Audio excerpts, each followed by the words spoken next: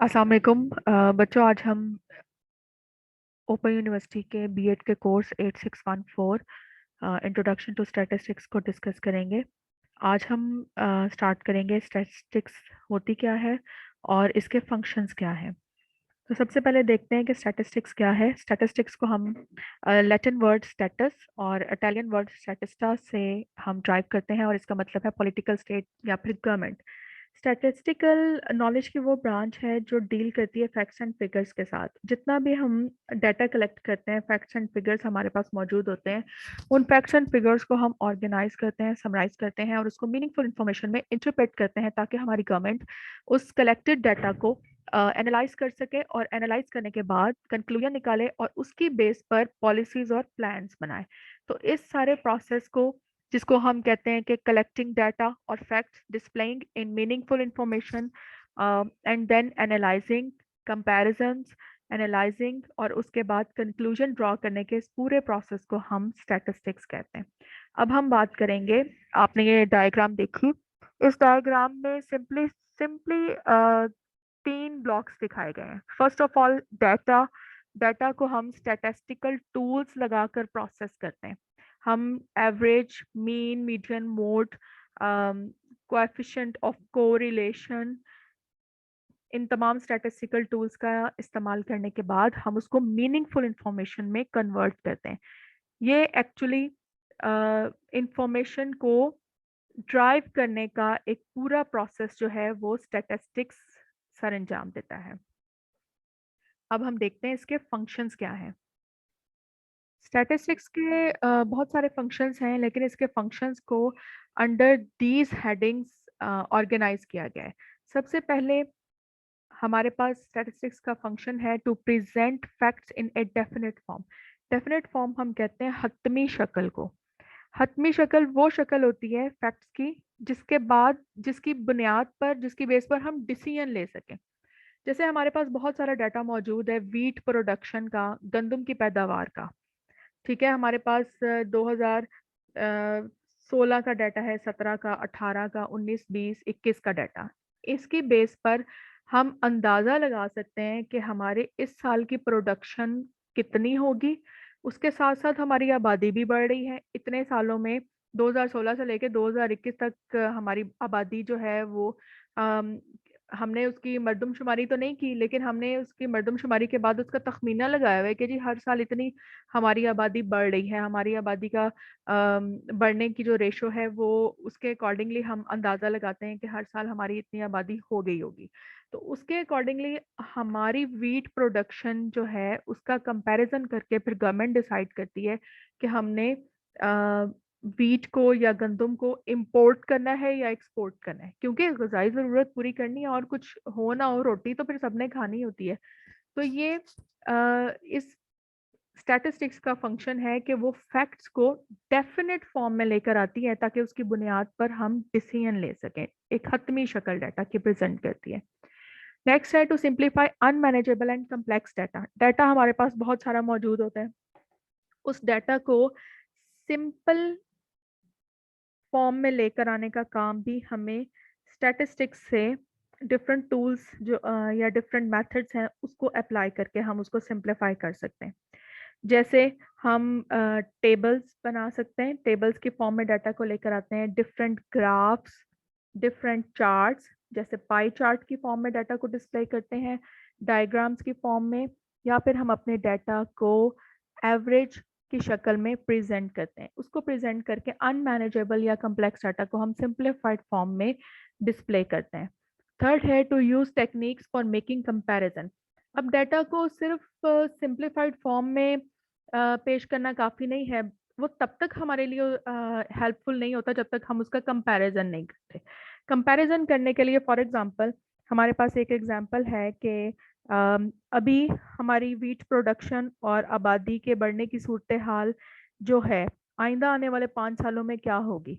या for example हम comparison करते हैं कि इस वक्त हमारी आबादी की जो सिचुएशन है और हमारे स्कूल्स हैवी एनरोलमेंट स्कूल हो गए हैं, आइंदा आने वाले 5 सालों में हमें नए स्कूल बनाने होंगे।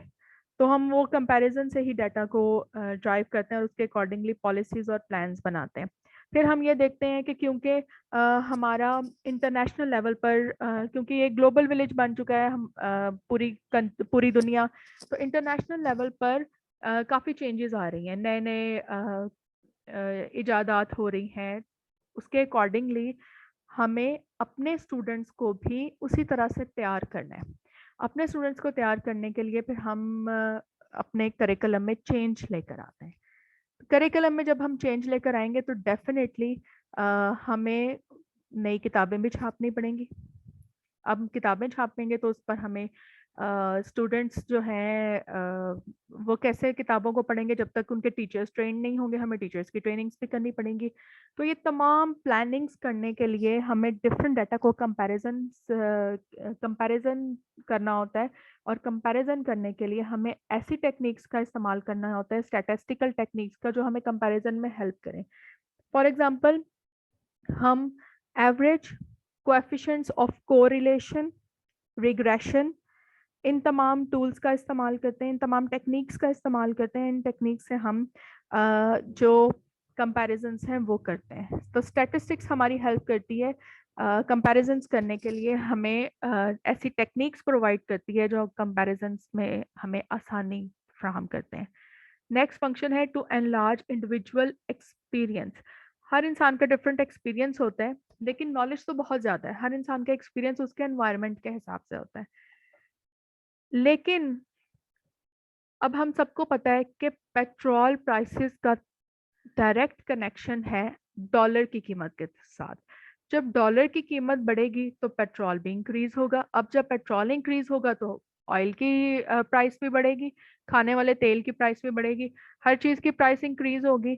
लेकिन एट विच एक्सटेंट, किस हद तक, वो टेक्निक्स भी हमें तमाम की तमाम स्टैटिस्टिक्स जो है वो हेल्प करती है, और हम अंदाज़ा लगा सकते हैं।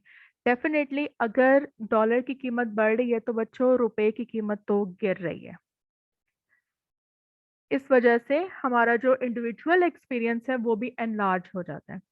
नेक्स्ट है to provide guidance in the formulation of policies. अब ये बात थोड़ी सी हम पहले भी डिस्कस कर चुके हैं कि स्टैटिस्टिकल मेथड्स जो हैं वो हमें हेल्प करते हैं प्रोडक्शन के हिसाब, प्रोडक्शन को देखकर, जितनी हमारी इंडस्ट्रियल प्रोडक्शन है, क्रॉप प्रोडक्शन है, जितनी हमारी ये जो एजुकेशन सेक्टर में प्रोडक्शन है, यानी कि हमारी प्रोडक्ट्स ही प्रिपेयर हो रही है ना, डॉक्टर्स बन रहे हैं, इंजीनियर्स बन रहे हैं, इनको जॉब्स कहाँ पर देनी है, बाहर कुछ लोग ब्रेन ड्रेन हो जाता है, बाहर चले जाते हैं। तो आने वाले 5 सालों में हमारी पॉलिसीज क्या होंगी, जैसे कि अगर आपने इंटरनेट ओपन करके देखा हो तो हमारा विजन 2025 है। विजन 2025 का मतलब ये है कि 2025 में हम अपने पाकिस्तान को कहाँ देखते हैं।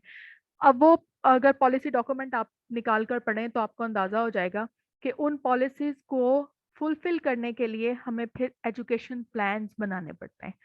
तो तमाम हमारा जो स्टैटिस्टिक्स है उसके उसके फंक्शन है उसका ये, वो ऐसे हमें टूल्स प्रोवाइड करता है जो हमें पॉलिसीज बनाने में हेल्प करते हैं। नेक्स्ट है to enable measurement of magnitude of phenomena. यहाँ पर दो बातें हैं, एक है मैग्नीट्यूड और दूसरा है फिनोमिना। मैग्नीट्यूड और फिनोमिना को हम डिस्कस करते हैं। एक्चुअली फिनोमिना का मतलब है वो ऑब्जर्वेबल फैक्ट या फिर इवेंट जिसको हम, जो फैक्ट है और जिसको हम डिस्कस करें, जैसे कि हम कहते हैं कि क्रॉप प्रोडक्शन, ठीक है, ग्लोबल वार्मिंग। अगले 5 सालों का हिसाब लगाएंगे तो जैसे अभी कुछ दिन पहले एक रिसर्च या एक स्टेटमेंट आई थी कि हमारा मुल्क जो है ग्लोबल वार्मिंग का शिकार हो चुका है, हीट वेव्स आ रही हैं, तो हो सकता है 2025-26 को खुश्क साली आ जाए। तो ये तमाम चीज़ें मेजरमेंट मेजरमेंट एक्चुअली मेजरमेंट हम कहते हैं कि साइज, डायमेंशन, कॉन्सिक्वेंसेस। फिनोमिना का साइज बढ़ेगा कम होगा, मतलब ग्लोबल वार्मिंग बढ़ेगी या कम होगी, या क्रॉप प्रोडक्शन है तो क्रॉप प्रोडक्शन इंक्रीज होगी या डिक्रीज होगी, पॉपुलेशन है उसमें इंक्रीज होगा या डिक्रीज होगा, बर्थ रेट क्या है, डेथ रेट क्या है, ये तमाम चीज़ें, क्वांटिटी ऑफ वीट हमारे लोगों के लिए मुनासिब रहेगी या हमें प्रोडक्शन या हमें वो जो प्रोडक्शन है उसको इंक्रीज करना है। जैसे हमारे यहाँ पर जैतून की काश्त जो है बाजौड़ में बहुत हो गई कि बाजौड़ की ज़मीन जो है वो जैतून की काश्त के लिए बहुत अच्छी है। ठीक है, तो जैतून की काश्त एक फिनोमिना है, उसको उसको उसकी उसकी डायमेंशन बढ़ानी है, उससे हमें फायदा हो रहा है। और क्या वो उससे जो जैतून पैदा हो रहा है उसमें से ऑयल भी, ऑलिव में से ऑयल भी बहुत अच्छा निकल रहा है, उसकी क्वालिटी क्या है, उसकी एक्सपोर्ट बढ़ रही है, लोग बहुत पसंद कर रहे हैं, तो डेफिनेटली हमें उसको और काश्त करना चाहिए क्योंकि हमारे पास वो सर्कमस्टांसेस मौजूद हैं जिन पर अमल करके हम इसकी प्रोडक्शन को बढ़ा सकते हैं। तो ये actually measurement of magnitude of phenomena है, इसकी बेस पर भी हम डिसीजंस लेते हैं।